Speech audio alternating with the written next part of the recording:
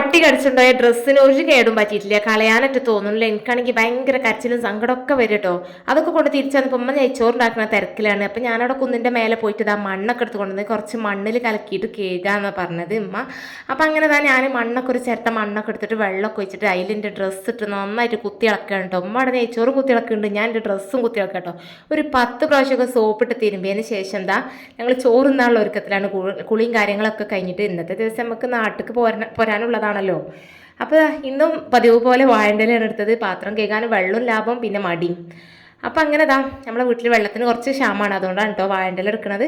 പിന്നെ ഉമ്മാക്ക് പണിക്കും നല്ല കുറവുണ്ടാവുമല്ലോ. ഫുഡൊക്കെ കഴിച്ച് വൈകുന്നേരമൊക്കെ അങ്ങനെ ഇരുന്ന് കുറച്ച് ടൈം കഴിഞ്ഞപ്പോഴാണ് എനിക്ക് ഓർമ്മയായത് മുളക് കുറച്ച് പറിക്കാന്നുള്ളത്. കുറച്ച് വിത്തിനും കുറച്ച് നമ്മളെ തൈരക്കൊക്കെ ഇട്ടാൽ നല്ല ടേസ്റ്റാണ് ഈ മുളക്. അപ്പോൾ അതൊക്കെ പറിച്ച് പോന്നു. അതിൻ്റെ ഡ്രസ്സ് ഇവിടെ കിടന്ന് ഉണങ്ങുന്നുണ്ട്. ഇനി അവിടെ നാട്ടിലെത്തിയിട്ട് ഒന്നും കൂടെ നന്നായിട്ടൊന്ന് തിരുമ്പി